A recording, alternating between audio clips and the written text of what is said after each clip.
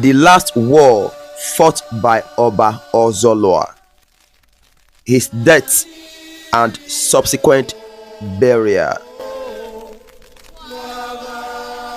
Oba Ozolua, the father of Oba Esi, and whom Esi succeeded, was a warrior.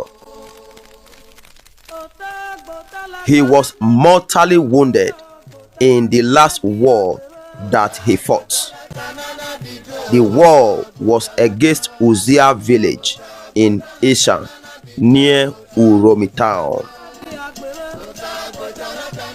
The mortally wounded monarch finally died in Esi Village near Udo town in the Ovia territories, where he had been taken to by his faithful followers. Oba Ozolua's remains were at Esi Village, where he died after being mortally wounded in battle in Esi Village, near Uromi in Ishan. His faithful servant had taken the wounded monarch first to Iriwe Village, near Igeduma town, for medical attention by a famed healer domiciled there. He was next taken to Ozogbo Village in the general area of the present-day Naifor. When his condition worsened, he was carried to Esi Village near Udo town, not far from the modern-day Siloko town. This was Ozolua's maternal ancestral village, where his own father, Oba Rivalry the Great, who reigned in Benin Kingdom between 1440 AD to 1473 AD, laid buried there in Esi. The great warrior died. His death at Esi presented a great problem for Esi, the crown prince of Benin. Esi knew his brother, Prince Idubo alias Aruanran, the warrior, who was already the Enoge of Udo town, not far away from Esi, was determined to seize the corpse of his father, the dead king, and have the remains buried in Udo, the capital of his dukedom. For it was generally agreed that the location of the burial of the dead monarch, whether in Udo town or Benin City, would be the capital, the principal town of Benin Kingdom, whose ruler would be the Oba of all the Edo people. The problem which confronted Esi in his attempt to get the remains of his father, the king, to Benin for interment was that the road to Benin from Esi Village passed through Udo town to the Ovia River, crossing at Unuame Village, then southward through Ovia and Ego villages to Benin City. Idubo, the Enoge of Udo, had already erected a roadblock there at Udo across the Esi Udo Benin highway. He planned to seize the corpse of his father when the cortege got to Udo on its way to Benin City and leave the remains interred in Udo town. If Aruanran succeeded in his plans, by his success solved the two existential problems of his own life. The first of these existential problems confronted Idubo on the day he was born. He was said to be Oba Ozolua's first son and therefore the rightful crown prince of the kingdom. Born in the morning by his mother, Ohomi, the high-born daughter of Ogiemigwe, the Enogie of Omi village near Ova. Idia, the damsel and dancer from Ugewudu village near Iho town, also the wife of Oba Ozolua, had own baby Esige in the late afternoon of the same day that Idubo was born.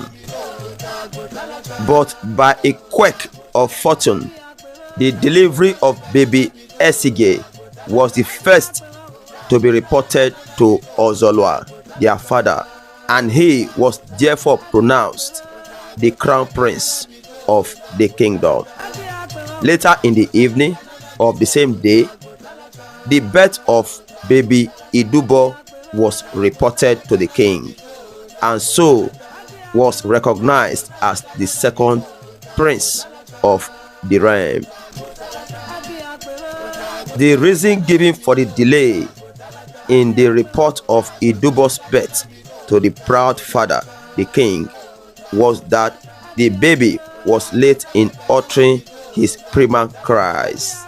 This delayed his being given his first birth, and the birth being recognized as successful delivery later in the day. This obstetrical complication resulted in Idubo's loss to the crown of the kingdom, which he had, to all intents and purposes, end.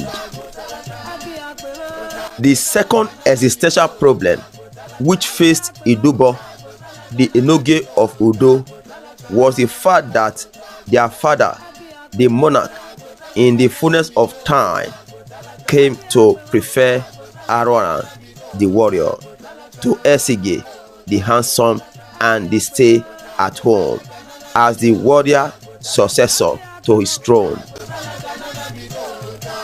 He then set about the tortuous process of indirectly achieving this, even though Esige was already his officially recognized crown prince and successor. First, he made Aruanran the Enogie of Udo town, the next biggest principality in the kingdom, and historically the rival of Benin City for ascendancy. In this investiture ceremony, Ozolua virtually emptied the wealth accumulated in the Benin palace by past obas in the endowment of Aruanran as the Duke of Udo town. The king then pronounced that his burial place at death would be the de facto capital of the kingdom. This was the reason that he asked to be taken to Esi near Udo instead of Benin City, when he suspected the imminence of his death, to make it easy for Idubo to possess his corpse and get it buried in nearby Udo. Ozolua died in Esi near the gravesite of his father, Ewa the Great, and within shouting distance of Udo town and of the Enogie of Udo, his preferred son. Esige, the crown prince, was in faraway Benin City. Therefore, the problem which he would have to solve to get his father's remains buried in Benin City was similar to that of which Oba Ozolua of Lagos in 1821 to 1829 had to contend with 300 years later, when pirates on the lagoon waterway seized the cottage containing the remains of his father, Oba Ologun Kutere of Lagos.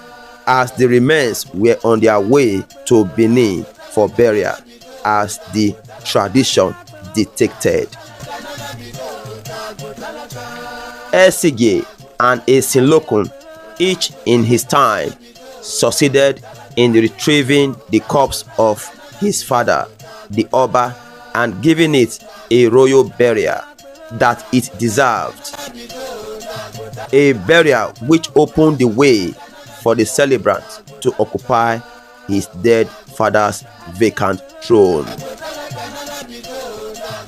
Esige, with his mother Idia, achieved this by stratagem involving the deception of his brother, the Aruanran of Udo, outsmarting him in order to let Ozolua remains pass through the roadblock he had set up at the thoroughfare in Udo and arrived safely in Benin City. The palace functionaries sent out to bring his deceased father's remains home from AC constructed 2 coffins in AC. The first coffin was a sight to behold. It was wrapped all over in the bright red palace clothes of the Ododo and then richly decorated with golden bright brass plaques, reflective mirrors, and little jingly bronze bells, mud bricks. The weight of the human corpse were arranged inside. The true coffin contains the body of the great fallen king was left starkly unadorned.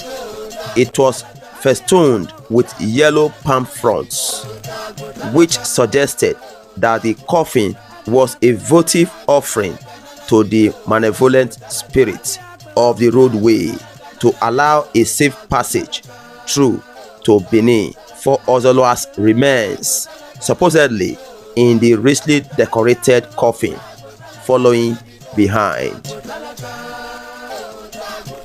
A medicine man and a wise, dressed in his priestly robe and flanking a horse tail heavy with cowries, accompanied the true coffin from behind, atoning repeatedly, chanting, "Erue, Erue, Togake Ozolua Jala, Erue, Erue," meaning this offering is accepted by the spirit of the roadway to vouchsafe a safe passage for Ozolua's corpse. Standing by the roadblock which he had set up across the highway, with his restrainer around him and his famous sword, the Eruburubu, in his hand, the Enoge of Udo watched the 2 cottages approaching, the votive offering, that is the coffin in front, and the richly decorated coffin following from behind, accompanied by a richly dressed palace dancing troupe following closely behind, singing royal dirges. As the 2 cottages approached the roadblock, the Duke's Umenwe, that is the wisdom man, who was always at his lord's side to offer advice as and when necessary, whispered to Aruanran that the coffin covered with palm fronds to ensure safe passage for Ozolua's remains was in actual fact the true coffin harboring the corpse of his father, the king. Idubo looked again at the 2 cottages as they approached. The incongruity in the advice given to him by his Umenwe was so clear to anybody with eyes to see that the opinion was truly outlandish. How could the body of Ozolua Nibaromi be a votive offering to wayside malevolent spirits. Idubo hurled appropriately expletives at his umenwe, wishing that it was the corpse of the umenwe's father which would suffer the degradation that the umenwe was suggesting as Ozolua's lot. The true coffin, accompanied by the solitary Ewise with the horse tail festooned with cowries, arrived at the roadblock. The Enogie Idubo allowed it to pass through as he fixed his gaze on the royal dancing troupe accompanying the richly decorated coffin approaching the roadblock. They finally arrived, fell on their knees in obeisance to his royal presence, and worshiped him in songs of praise as a prince of the realm. They got up and made to proceed with their precious cargo towards Benin, but the Enogie stopped them and ordered them to deliver his father's remains to him. With an appropriate hesitation which suggested that they were being made to do this against their will, they handed the richly decorated coffin to the Enogie, and after dawdling about for a moment or two, resumed their journey empty-handed towards Benin. They passed through the Ikoka and Ogolo villages, arrived at the banks of the Ovia River at the Onuame village, hurriedly crossed the river in canoes, and arrived safely in Benin City with the precious remains of Oba Ozolua. Without much ado, Esige, the crown prince of the kingdom, interred his father's remains and then began the burial obsequies which would clear the way to his occupying the father's throne as the next Oba of Benin. Meanwhile, when Idubo got to his palace in Udo and opened the richly decorated coffin, he found that it contained only mud bricks. He had been successfully deceived and outsmarted. Soon after, the civil war of 5 centuries ago between Benin City and Udo began, with the Ovia River crossing at Onuame village playing an important part in the conflict. Udo was conquered. Enogie, Prince Idubo, the Aruanran, on losing the war, committed suicide by drowning in the Udo Lake. Chief Osemure, the Iyase of the defeated Udo town, and the foremost chief of the defeated Duke, raised the standard of rebellion against Benin for a second time. He was again defeated, and he and his followers fled into the Ohosu forest, into Yoruba land, where they settled. Their settlement was called Emanudo, and their leader, Osemure, became the Oba of the place, with his name corrupted to Osemawe. Benin City retained its place as the capital of the Edos. Esige became her monarch. He also became a Christian. His crown prince, Ologboa, traveled out of Benin to receive an education in metropolitan Lisbon and then trained as a Roman Catholic priest, presumably to further the advancement of the religion in Benin. He was the second and the last Christian Oba of Benin Kingdom, the first being his father and predecessor.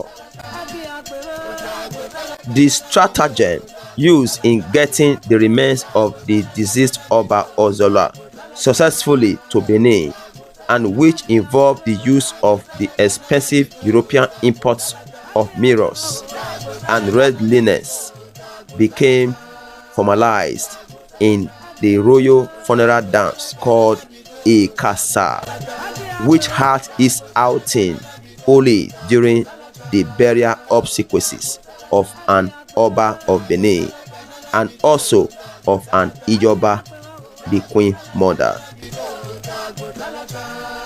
This civil war of about 1504 AD between Benin City and Udo Town is commemorated in the yearly palace ceremony of Imobu.